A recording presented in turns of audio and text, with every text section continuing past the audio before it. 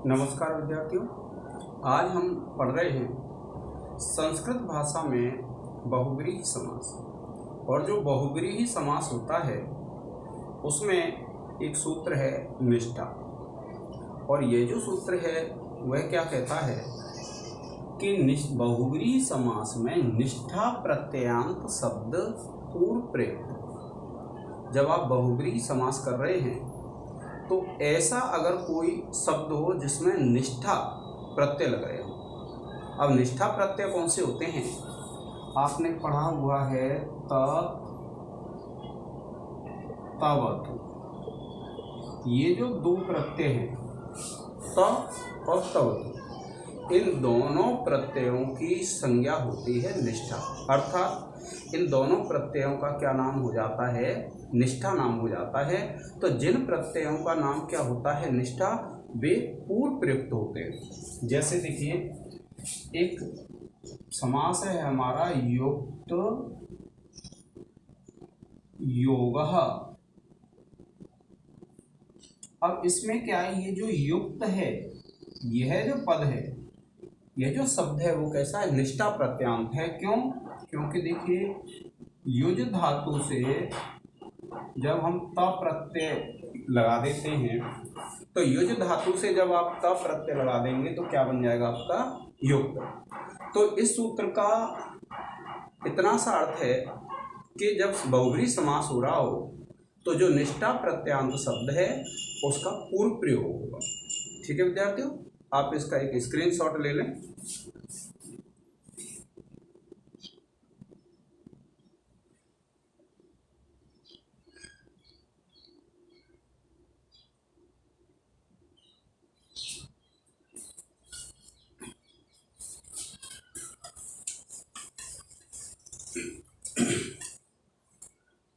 अब देखिए, समास है आपका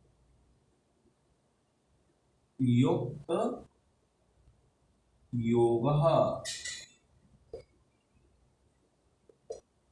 और युक्त योगः, इसका जब विग्रह करेंगे तो यह होगा योगो युक्तो योगो अनेन सह। क्या है? युक्तो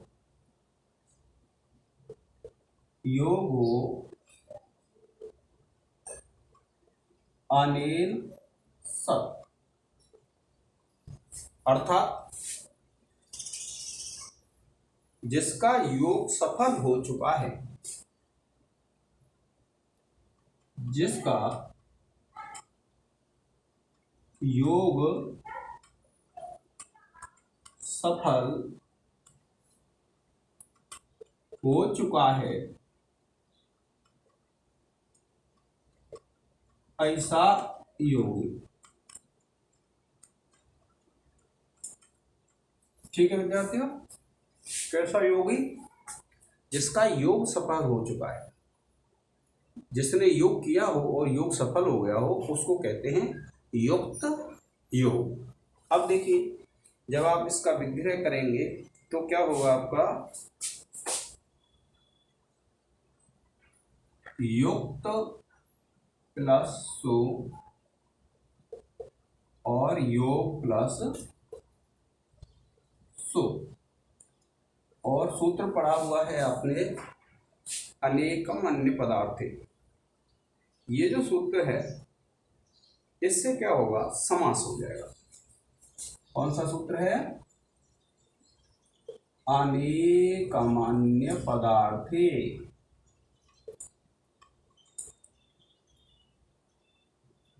सूत्र से बहुब्रीहि समास करने पर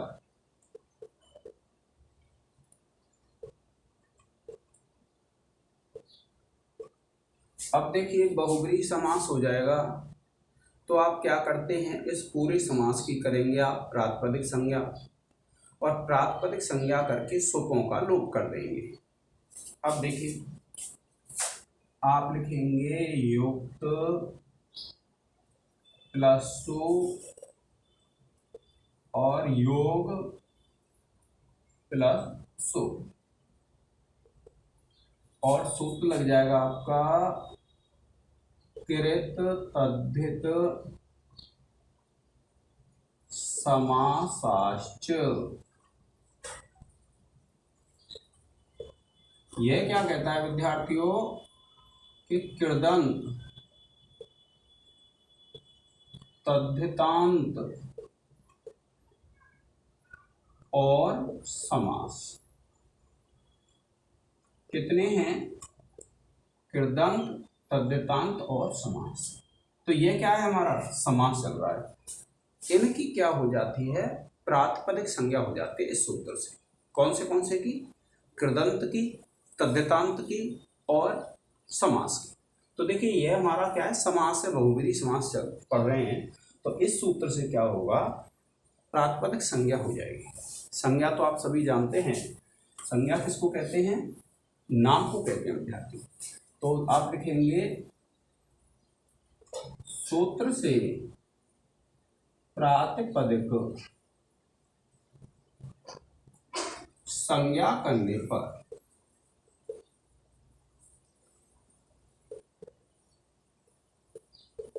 ठीक है।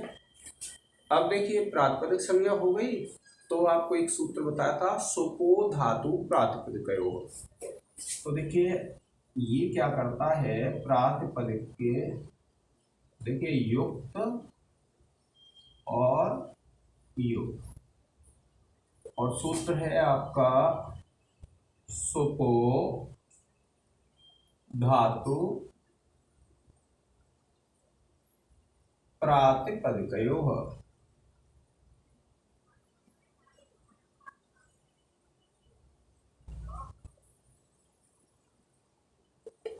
ये सूत्र क्या है? सुप। सुप क्या होते हैं? स्व जस आदि 21 प्रत्यय होते हैं सुप। और धातु, ये जो सुपों का, और कौन से सुप होने चाहिए? धातु प्रातिपदिकयोः, यानी धातु और प्रातिपदिक के अंदर यदि सुप होंगे तो उनका लोप हो जाता है। तो देखिए ये प्रातिपदिक है, ये पूरे की संज्ञा क्या की थी हमने? प्रातिपदिक संज्ञा की थी। तो प्रातिपदिक संज्ञा होने के कारण क्या होगा? इस सूत्र से इन सुपों का लोप हो जाएगा। सुप क्या है? 21 जो प्रत्यय हैं स्व जस आदि, वह क्या कहलाते हैं? आपके सुप कहलाते हैं। तो आप लिखेंगे सूत्र से प्रातिपदिक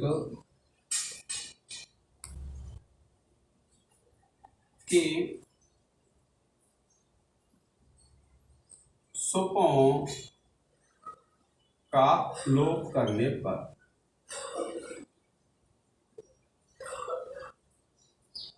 अब देखिए जो लोप हो गया तो आपको पता है ये जो युक्त है, युक्त कैसा है? हमारा कृदंत है, निष्ठा प्रत्यांत है। अब निष्ठा प्रत्यांत का तात्पर्य क्या है? इसमें आपका ये जो जिसको कर्त या क प्रत्यय कहते हैं, ये प्रत्यय लगा हुआ है। तो ये प्रत्यय लगा हुआ है और इस प्रत्यय का नाम क्या होता है? निष्ठा। तो ये जो सूत्र अभी हमने पढ़ा था, निष्ठा सूत्र से क्या होगा कि ये जो निष्ठा प्रत्यांत शब्द है युक्त, इसका पूर्व प्रयोग हो जाएगा। अब आप ये कहेंगे कि प्रयोग तो पूर्व हो रहा है, लेकिन कुछ ऐसी सिद्धियां होती हैं विद्यार्थियों जिसमें पूर्व प्रयोग नहीं होता है। व्याकरण में क्या है? कोई भी सूत्र है ना, सभी जगह काम करता है। तो देखिए इसका पूर्व प्रयोग हो जाएगा और आप लिखेंगे युक्त योग, और सूत्र लग जाएगा आपका, चाहे तो आप प्लस लगा सकते हैं यहाँ, और सूत्र लग जाएगा आपका निष्ठा, और आप लिख देंगे निष्ठा सूत्र से निष्ठा प्रत्ययांत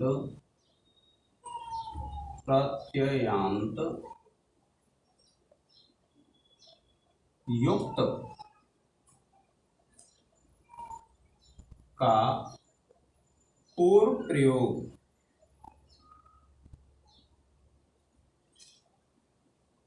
करने पर अब देखिए निष्ठा प्रत्यंत का पूर्व प्रयोग हो गया। अब पूर्व प्रयोग हो गया है, आप विद्यार्थियों इसका एक स्क्रीनशॉट ले लीजिए, आगे चलते हैं।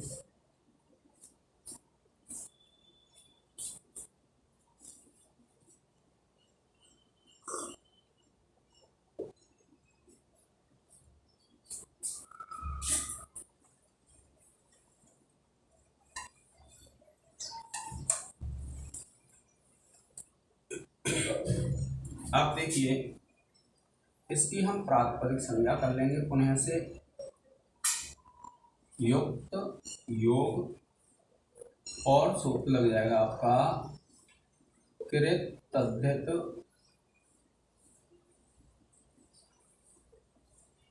समासाश्च।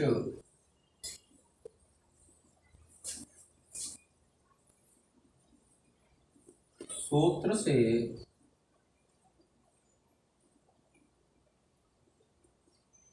समास की प्रातिपदिक संज्ञा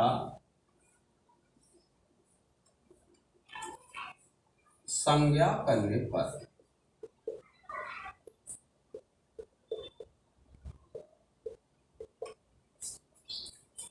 ठीक है विद्यार्थियों। अब देखिए जब प्रातिपदिक संज्ञा हो गई तो आप क्या करते हैं, जिसमें सु लाएंगे, सु के बाद विसर्ग करेंगे यानी विभक्ति कार्य करते हैं। तो हम सीधा लिख देते हैं युक्त, योगः और आगे लिख देंगे विभक्ति कार्य करने पर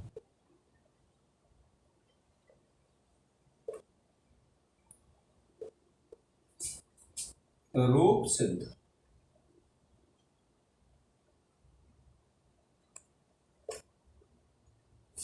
तो ये आपकी सिद्धि हो गई विद्यार्थियों। आप इसका एक स्क्रीनशॉट ले लें। आज के इस लेक्चर में इतना ही। जय हिंद, जय भारत।